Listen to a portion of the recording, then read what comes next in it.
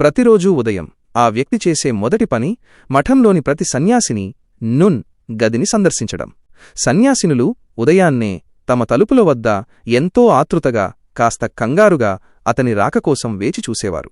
ఒక వారం క్రితం 2 సన్యాసినులు అనుకోకుండా ఆ వ్యక్తి యొక్క దృఢమైన రూపాన్ని చూసి వెంటనే అతని పట్ల ఆకర్షితులయ్యారు. వారిలో ఒక సన్యాసిని కావాలనే ఒక కర్రతో అతన్ని రెచ్చగొట్టి అతని నుండి ఏదో ఒక స్పందన పొందాలని ప్రయత్నించింది. ఆ వ్యక్తికి కిందకు రాక తప్పలేదు. ఆ తరువాత సన్యాసిని అతన్ని మఠం లోపల ఉన్న ఒక రహస్య ప్రాంతానికి తీసుకెళ్ళింది. అక్కడ ఒక పురాతన ఆచారం నిశ్శబ్దంగా మొదలైంది. చిన్న సోదరి, యంగర్ సిస్టర్ మొదట గదిలోకి వెళ్లగా, పెద్ద సోదరి బయట కాపలా ఉండి లోపల జరుగుతున్న ఆ ఆచారం తాలూకు వింత శబ్దాలను వింటూ ఆతృతతో వేచి ఉంది. చిన్న సోదరి ఆచారాన్ని ముగించుకుని బయటకు రాగానే పెద్ద సోదరి ఆతృతగా ఆమె స్థానాన్ని భర్తీ చేసింది. అయితే ఆ మఠం అంత పెద్దది కాకపోవడంతో త్వరలోనే వారి రహస్యం అందరికీ తెలిసిపోయింది. ఇతర సన్యాసినులు కూడా తమ అవకాశం ఎక్కడ చేజారిపోతుందో అని భయపడి ఆ రహస్య ఆచారంలో పాల్గొనేందుకు అనుమతించమని కోరారు.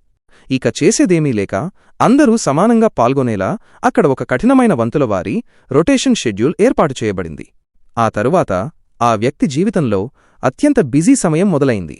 ప్రతిరోజూ ఆ పురాతన ఆచారంలో తమకు సహాయం చేయమని కోరుతూ మరిన్ని ఎక్కువ మంది సన్యాసినులు తలుపుల వద్ద క్యూ కట్టేవారు.